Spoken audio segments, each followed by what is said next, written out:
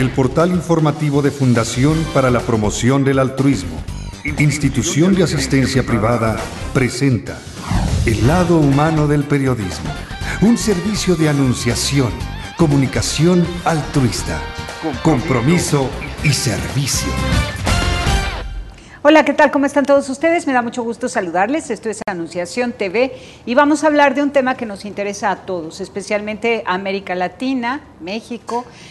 Son países que han sufrido muchísimo el tema de trata de personas, la victimización de los niños en la explotación laboral y bueno, aunque estos temas son de verdad dolorosos, molestos e incómodos, tenemos que ver qué soluciones podemos dar a ello para erradicarlos de nuestra vida. También pasa esto mucho y con frecuencia en el Caribe, así que Fundación Panamericana para el Desarrollo en Combate contra el Trabajo Infantil, la trata de personas y otras esclavitudes modernas como las llama Papa Francisco. Para hablar de ello está con nosotros Caterina Valero, directora de programas de la Fundación. ¿Cómo estás, Caterina? Muchas gracias, muy bien. Qué lindo nombre. Mil gracias. Vienes de Venezuela, ¿verdad? Soy venezolana, sí. Trabajo para la Fundación, que es una fundación latinoamericana afiliada a la Organización de Estados Americanos. Bueno, y me decías antes de comenzar el programa que esto empezó en los años 60. Exactamente. La Fundación Panamericana para el Desarrollo PADF fue fundada en 1962 en Washington. Era parte de la Alianza para el Progreso de Kennedy, una iniciativa que quería que la OEA, digamos, tuviese un brazo que movilizara a la sociedad civil, a las comunidades y al sector privado en caso de que hubiese temas de desastres, mitigación, prevención y también respuesta a desastres naturales. Y así iniciamos y luego fuimos creciendo hacia otros temas como el desarrollo económico, desarrollo social, apoyo a la sociedad civil. Qué bien, porque esta historia ratifica lo que Papa Francisco ha venido diciendo, asociando la ecología, el medio ambiente, la casa común, el cuidado de la casa común con la vida social, ¿no? Con la cuestión económica y social, y ahora mismo reunido con 70 alcaldes de distintos países, de las ciudades más importantes de distintos países, Papa Francisco asoció concretamente el tema de la trata con el tema de la ecología. Así es, nosotros en particular trabajamos ese tema porque nuestro enfoque fundamental es mejorar la calidad de vida de la gente y particularmente de las poblaciones vulnerables. Trabajamos con desplazados, trabajamos con poblaciones vulnerables afrodescendientes, indígenas, jóvenes en riesgo, mujeres, y hemos tenido programas, por ejemplo, prevención del crimen en el Caribe, jóvenes que han pasado por el sistema penitenciario en Surinam, los tratamos de reinsertar como miembros productivos de la sociedad, por ejemplo, y eso lo hacemos directamente con el gobierno. Movilizamos fondos de distintos potenciales donantes, especialmente para eso, para tratar, por ejemplo, de mejorar la productividad en las mujeres. Entonces apoyamos emprendedoras en Chile, por ejemplo. Tratamos de crear empleos o apoyar para que los jóvenes puedan tener su pequeña o mediana empresa en Belice. Tratamos de apoyar comunidades para que sean más resilientes ante el cambio climático. Así que es una variedad de temas.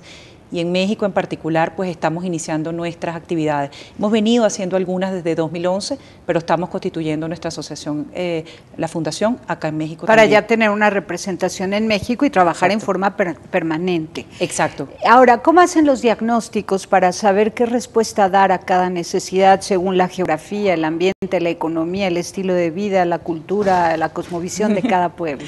Bueno, muchas veces nosotros llegamos por la necesidad o por la solicitud expresa del gobierno o de algún actor de la sociedad, puede ser la sociedad civil, y juntamos o canalizamos donantes que pueden apoyar esa iniciativa en particular, y allí hacemos un primer diagnóstico. Muchas veces hacemos diagnóstico de necesidades en particular, y allí juntando, hablando con todos los actores, con los involucrados, especialmente con los necesitados en particular, tratamos de traer nuestros experticias, canalizamos esa donación y diseñamos un proyecto que sea acorde con el país en particular.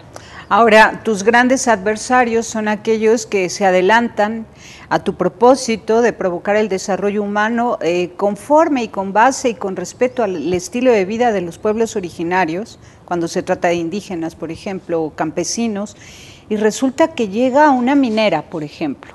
Llega una minera a expropiar el territorio en acuerdo con el gobierno, pretende cambiar el estilo de vida rural a un estilo de vida pues de obreros, ¿no? Convierte a los terratenientes, a los ejidatarios, a los dueños de las tierras, campesinos, pueblos originarios en obreros. y un daño ecológico tremendo.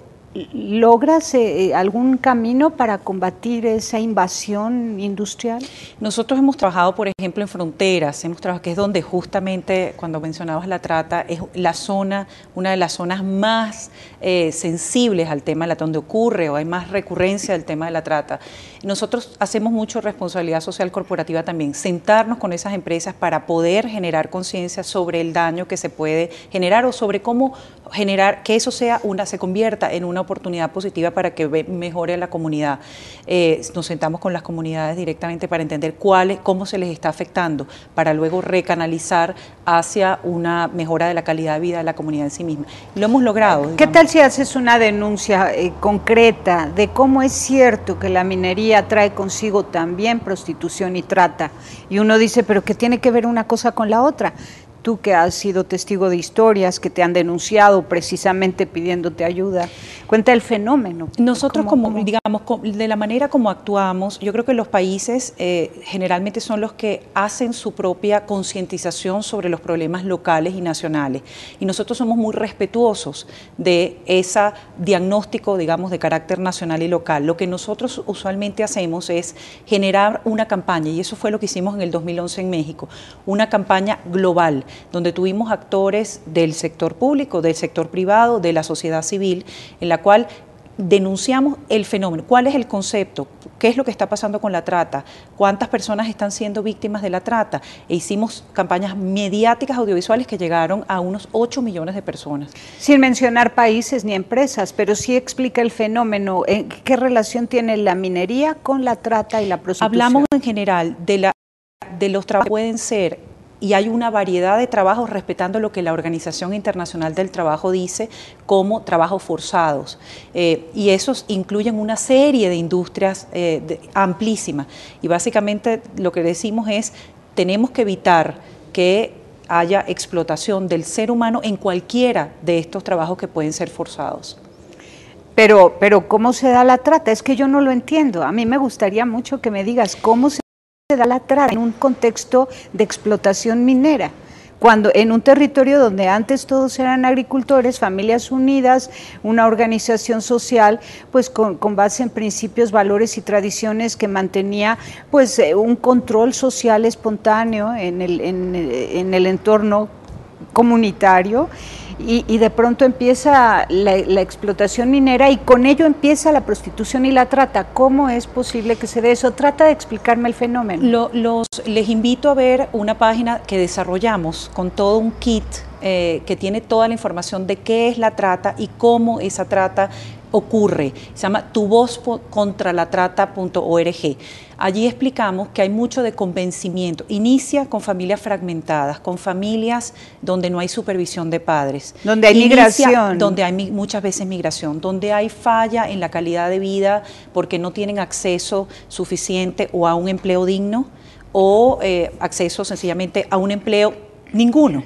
Entonces, mucho de lo que ocurre es que jóvenes, personas más todavía que no están apenas en un proceso de formación y que sienten una falla, digamos, en su autoestima, son convencidos paulatinamente por agentes que empiezan a decirles qué bello, qué bella eres, qué valiosa, y empiezan a hacer ese grado de convencimiento en el cual empiezan a incorporarlo en ciertas industrias. Hay una explicación mucho mejor que la que yo estoy dando en este toolkit, porque tiene casos específicos de personas que han vivido esa situación y luego se ven inmersos sin darse cuenta en un trabajo de explotación sexual o de otra índole. Pero entonces podríamos decir que se ha detectado que la minería tiene como aliados o ya como parte de esta intromisión la estrategia de otros que son pertenecientes a mafia organizada, porque la minería es una industria seria, ¿no? Una industria pues con una tecnología tremenda, con un personal ultra especializado, se supone que es un trabajo formal, que causa un tremendo daño al medio ambiente, eso seguro, ¿no? Es una ambición económica inhumana, perversa. Sin embargo, pues es una industria que tiene un propósito que es extraer metales o cualquier otra cosa de la tierra y y uno no se imaginaría que junto con esta industria llega un grupo de mafiosos a provocar la trata. Yo creo que lo que hay que evitar, independientemente de la industria, porque hay industrias, hay muchísimas, hay que evitar, hay que hacer entender y comprender a la víctima, a la población vulnerable, y ese es el área que nosotros en particular trabajamos. Cuáles son los riesgos y hay que evitar las causas, raíces. Eso está bien, del problema. Pero no hay sanción a estas empresas que traen consigo mafiosos para provocar la trata en ese territorio que van a explotar. Yo creo que en el hecho de generar concientización y hacer que mayor, y por eso hacemos muchísimas campañas, en el caso de lo que queremos hacer ahora con la ruta contra el trabajo infantil, por ejemplo, es eso también, es que las personas no sean cómplices, pero la única manera de que eso ocurra para que luego pasen a la denuncia. No es nuestro rol en la Fundación Panamericana para el Desarrollo hacer las denuncias. Esos son roles de los países, de los ciudadanos que piden rendición de cuentas a sus gobiernos. En nuestro caso es generar la conciencia desde la población vulnerable sobre cuál es el problema y cómo puede haber consecuencias negativas de que ese problema continúe. Cuéntanos algún caso que hayas resuelto como fundación.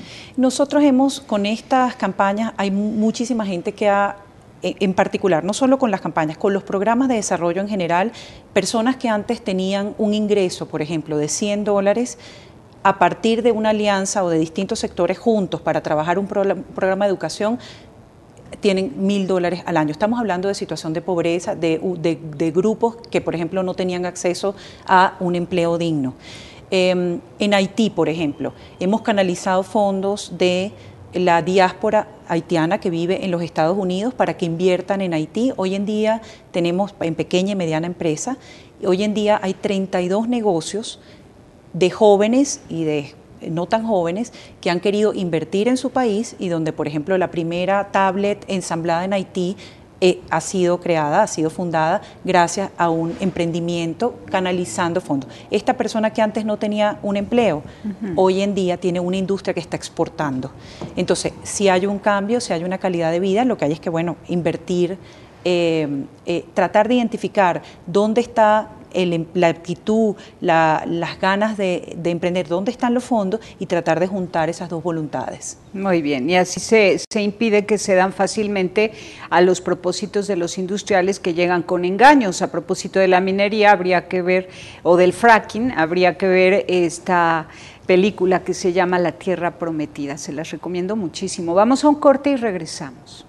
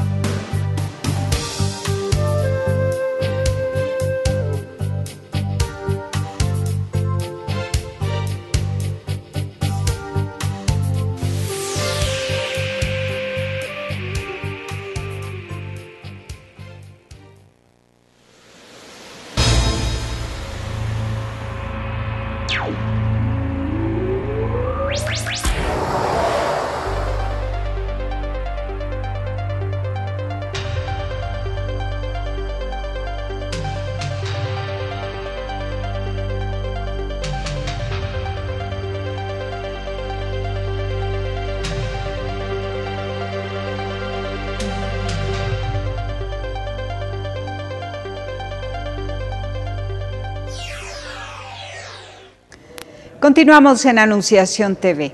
En México trabajan 2,5 millones de niños. Algunas industrias como la cafetalera asegura que esto es por tradición familiar y que los niños no conciben su vida sin ir con sus papás a piscar pues el café, ¿no? La cereza, como le llaman. Y así otras industrias se justifican diciendo que los niños trabajan porque quieren y porque necesitan estar cerca de los papás haciendo ese trabajo agrícola y peregrinando por todo el territorio nacional hacia el noroeste durante los tiempos de cosecha. Y que viaja el papá, la mamá y los hijos y que ahí las industrias, las empresas están obligadas a ofrecerles albergue y un estudio continuado a través de la Secretaría de Educación Pública, que ofrece el servicio de primaria y secundaria para los niños que viajan con sus padres como migrantes agrícolas. Y bueno, no estamos muy convencidos, realmente no estamos muy convencidos. ¿Qué has descubierto tú en relación al trabajo infantil en México? Nosotros hemos, y es para lo que queremos instalarnos en México, nosotros como Fundación Panamericana para el Desarrollo, que venimos trabajando en toda América Latina y el Caribe, estamos iniciando una actividad con la Secretaría de Trabajo y Previsión Social en una ruta a través de los estados del sur de México, para concientizar sobre el tema del trabajo infantil. ¿Qué es el trabajo infantil y cuáles son las consecuencias de tener niños trabajando? Es decir, al final cuesta más a la sociedad el hecho de que un niño esté trabajando esos 2.5 millones de 5 a 17 años haciendo alguna actividad, a que estén estudiando, dedicando su tiempo a lo que deben hacer, que es aprender, informarse, educarse, para luego ser miembros productivos en la sociedad. En el sur del país van a comenzar. Sí. ¿Qué diagnóstico te han entregado? Ellos dijeron, básicamente llegamos porque la Secretaría nos pidió hacer esta campaña diciendo que eran estados que tenían más incidencia de trabajo infantil, y esa es la razón por la cual se quiere generar. Vamos a trabajar a través de las universidades, haciendo una ruta de sensibilización con los jóvenes, pero también a través de las escuelas, con maestros y con niños directamente, y haciendo conciertos, haciendo toda una serie de eventos masivos, trayendo eventualmente celebridades, haciendo concursos de Instagram, de documentales, y vamos a involucrar a, ojalá, una gran cadena de comunicación de medios para poder tener un impacto no solamente en esos 5 estados, sino también a nivel nacional. ¿Qué son cuáles? Si es el sur. Vamos a estar en Jalisco, vamos a estar en Campeche, vamos a estar también acá en el Distrito Federal, vamos a estar en Quintana Roo, Puebla, Veracruz. La idea es ir por cada una de estas instituciones, digamos que son universitarias, pero también trabajar con INJUVE, con el Instituto de la Juventud, que tiene una red de jóvenes para que ellos también sean agentes de cambio. Entonces hay muchos componentes, el componente masivo a través de los medios, el componente específico de entrenar jóvenes que sepan cuál es el problema del trabajo infantil y puedan sensibilizar otras conciencias a través de una red de juvenil en sus propios centros de juventud a lo largo del país. Luego vamos a tener los eventos universitarios, donde hay conciertos, donde hay toda esta concursos de grafitis, pero que son móviles, digamos, no en las paredes, pero para que la gente se exprese, y a su vez vamos a tratar de hacer una campaña por social media, especialmente a través de Twitter, para que haya también penetración a nivel nacional e internacional. ¿En qué te han dicho que trabajan los niños en estos 5 estados que mencionas? En general, los niños trabajan en servicios, ayudando a sus familias, pidiendo en las calles, es decir, hay temas de industria, textileras, temas de servicio en general, y una de las cosas que ellos quieren, y que yo creo que en ese sentido aplaudo a la Secretaría, es que nos haya llamado para decir tenemos que generar una conciencia sobre este tema para evitar que ocurra. Platícanos de las textileras. México y el país, nosotros somos muy respetuosos de la situación del país. Nuestro rol como Fundación Panamericana para el Desarrollo es ayudar a identificar cuál es el concepto, qué significa el trabajo infantil, cuáles son las consecuencias, y es el país en sí mismo quien puede hacer el diagnóstico sobre cuál es el problema en las mineras o en las textileras. Nosotros somos muy respetuosos de la realidad local. Venimos a apoyar, venimos a ayudar, no venimos a juzgar. Mira qué interesante. Esto llama muchísimo la atención porque las organizaciones de la sociedad civil hacen precisamente lo que tú haces en México, trabajando sin fines de lucro, atendiendo a las poblaciones más necesitadas, trabajando de su lado, pero tampoco se atreven a denunciar cuáles son las empresas explotadoras. Es curioso. Yo creo que entonces, la sociedad en sí misma, la sociedad civil en sí misma, que pueda identificar y diagnosticar el problema, es la que puede generar presión sobre los tomadores de decisiones. Nuestra voluntad es una voluntad de apoyo, es una voluntad de generar en la mayor parte de las capas de la sociedad la conciencia sobre lo que ocurre y traer desde nuestra experticia internacional los expertos en el área, las metodologías que han funcionado, las lecciones aprendidas, las mejores prácticas. Eso es nuestro rol. Uh-huh. ¿Qué pasaría si tú, al trabajar en este ámbito, en combate al trabajo infantil, te topas con aquellas industrias concretas y específicas que son las que los explotan? ¿No harías nada por hablar con los directivos, con los dueños? Nosotros somos los que proveemos, y eso es lo que generalmente hacemos en todos los ámbitos, proveemos información sobre las causas y consecuencias de todos los problemas. En general lo hacemos para toda la sociedad. Toda la sociedad implica para tomadores de decisiones a nivel del sector público. Trabajamos con el sector privado en todos los países de América Latina, trabajamos con organizaciones de la sociedad civil, incluido aquí en México. Es decir, nuestra generación es de la manera más objetiva, es la generación de información y de conciencia y de apoyo desde el punto de vista técnico.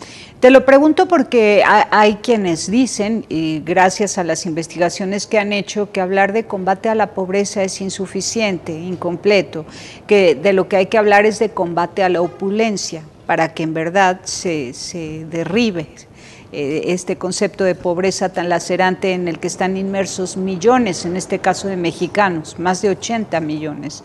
¿Cuáles son las causas de la pobreza que se han identificado desde tu organización para México y América Latina? En general, falta de acceso a los servicios sociales básicos, falta de acceso a un empleo digno, es la marginalización.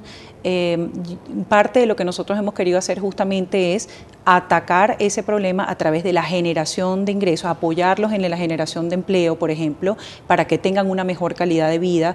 En algunos casos, como en Haití, por ejemplo, hemos hecho renovación o apoyado en la construcción de casas después, por ejemplo, del terremoto del año 2010.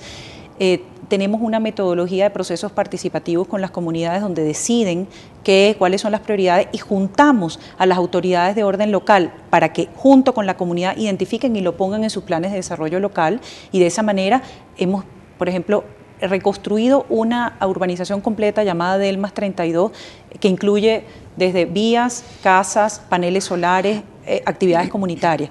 Entonces, lo que hacemos es mejorar la calidad de vida de la gente, tratar de hacerlo escuchando a los necesitados y tratando de tener la metodología que nos ha funcionado en otras áreas, en otros países. Bueno, un gran problema que es causa del trabajo infantil es la migración de los jefes de familia.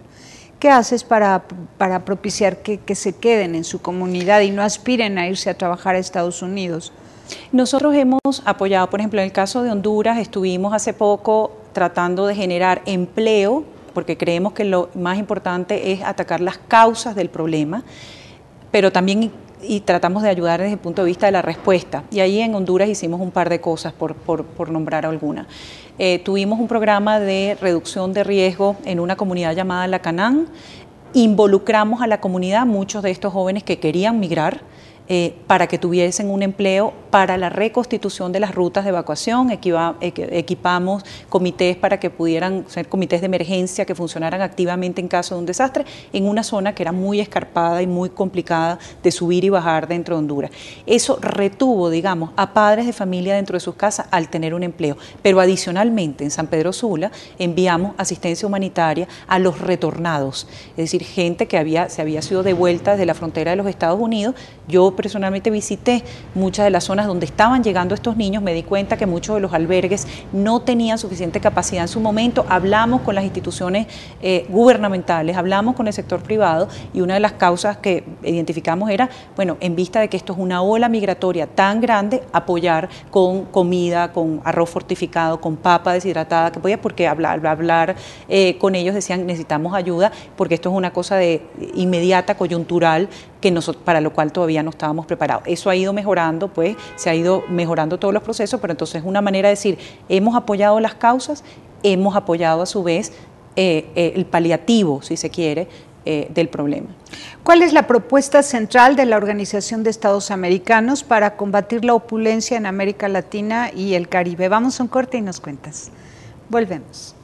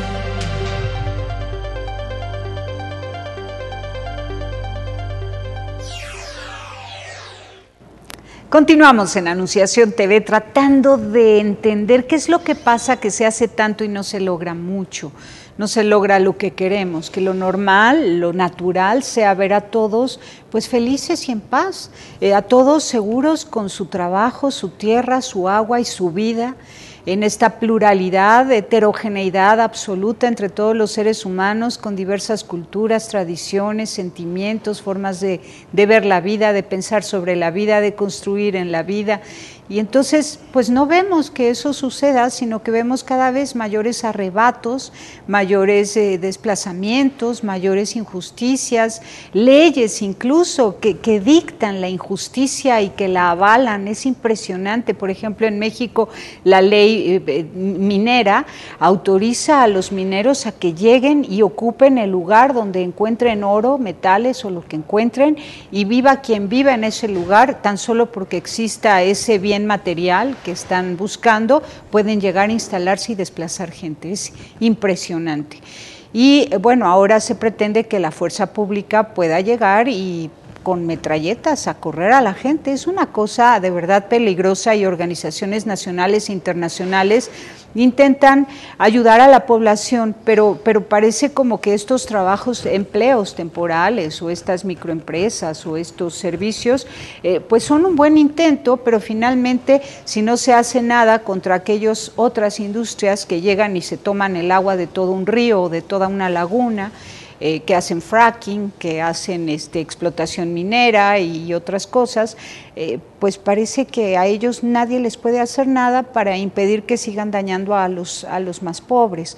Por eso hablamos de, te pregunto, si acaso conoce la Organización de Estados Americanos el concepto de combate a la opulencia.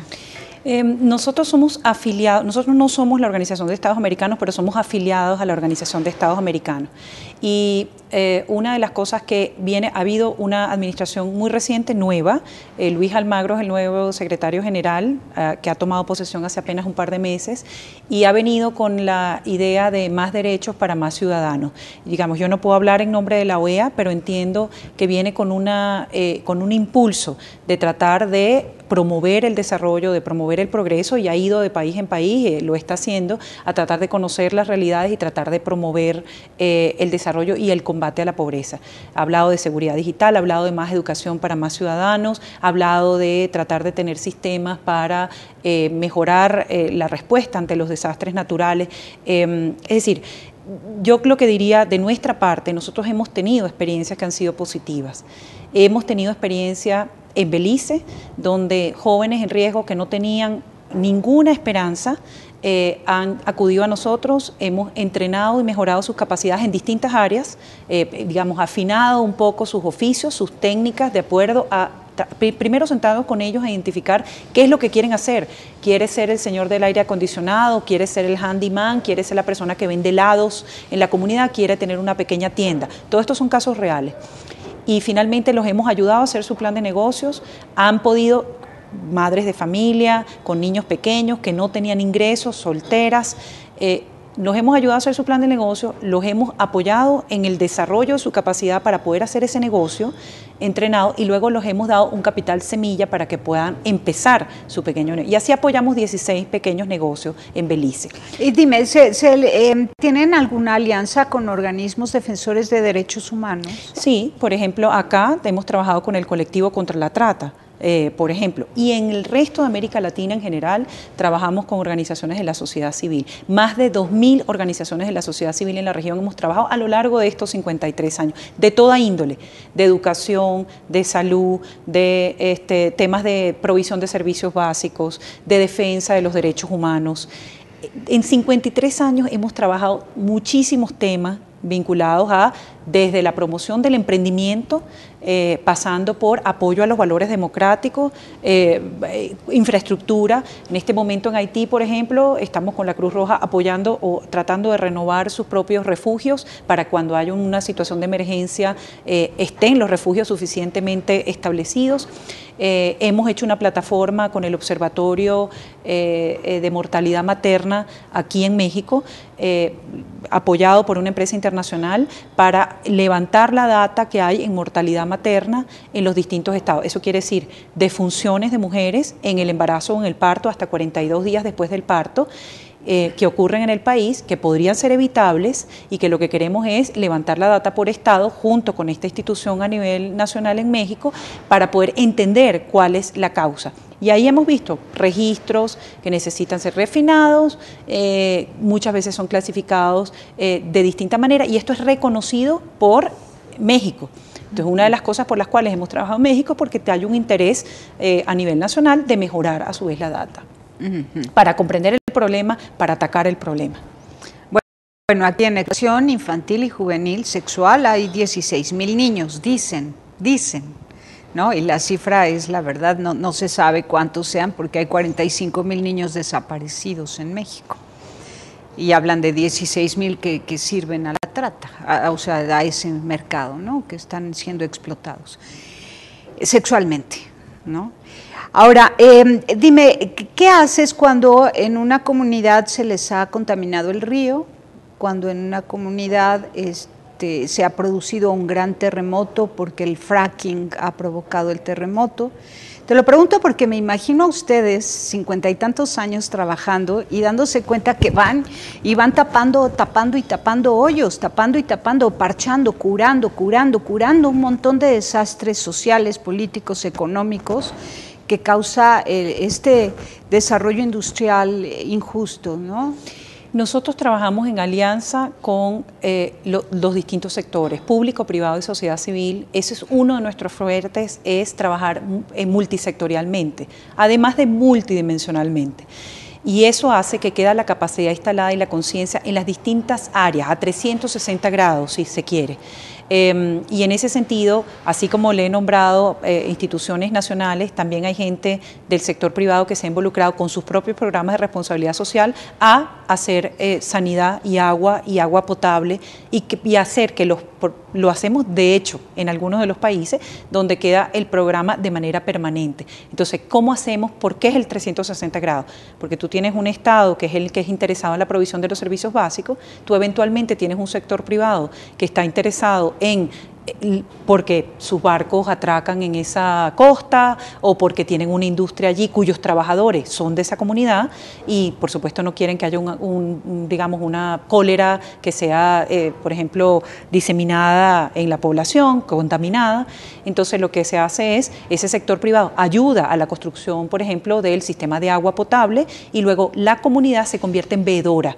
Eso hace que el programa sea sostenible en el tiempo. Entonces sí, hemos tenido espacios de éxito donde han quedado en el tiempo y sostenible y en algunos países se han adoptado los programas sin nosotros, han quedado los programas una vez que nosotros nos hemos retirado. Entonces, ¿has podido incidir en la conducta de algunas industrias para que contemplen al ser humano como un ser valioso al que hay que cuidar y amar?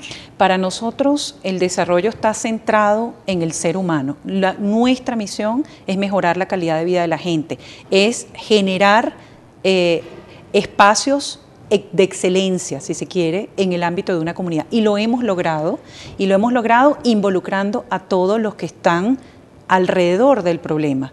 Y eso hace que eso sea sostenible en el tiempo, independientemente de que la Fundación Panamericana para el Desarrollo esté o no. Y esa es nuestra misión, ese es nuestro objetivo. Muy bien. Pues entonces ya van a tener oficina en México. ¿Qué pueden hacer los líderes de las organizaciones de la sociedad civil que tratan el trabajo infantil, que lo están intentando combatir, que también trabajan contra la trata de personas, contra la prostitución? ¿Cómo se pueden acercar y de qué manera puedes ayudar? Les pido que nos contacten. Tenemos una página web que es www.padf.org. Hemos creado una página Facebook y Twitter México, que es PADF México. Allí les vamos a responder. Tenemos un director de comunicaciones que maneja la plataforma y que luego nos canaliza a los distintos directores correspondientes y nosotros generalmente somos muy rápidos dando respuesta. ¿Abren convocatorias o las solicitudes de donativo y apoyo o de trabajo conjunto pueden ser todo el año? Cuando nosotros tenemos estamos aplicando a propuestas para fondos sobre un tema en particular, empezamos a buscar qué actores de la sociedad civil o del sector privado se pueden unir a esa iniciativa. Entonces, en general, empezamos a buscar abiertamente quiénes se pueden sumar o aliarse, digamos, a la propuesta. Muy bien, muy bien. ¿Y lo hacen a manera de convocatoria? Y lo hacemos a convocatoria y lo ponemos, digamos, en nuestra página web normalmente, www.padf.org. Excelente. Te agradezco mucho que hayas estado acá y tu paciencia con preguntas insistentes, porque realmente México ya pide una respuesta urgente. Estamos acostumbrados a las preguntas insistentes y a los retos en la región, pero somos muy optimistas sobre eso. Qué bueno. Muchísimas gracias. Gracias. Tere. Pásela bien haciendo el bien. Hasta la próxima. Sí hay soluciones. Aquí, en el portal informativo de Fundación para la Promoción del Altruismo, Institución de Asistencia Privada. El lado humano del periodismo. Un servicio de anunciación, comunicación altruista. Participa en Facebook, Todo México Somos Hermanos, y síguenos en Twitter, @somos_hermanos.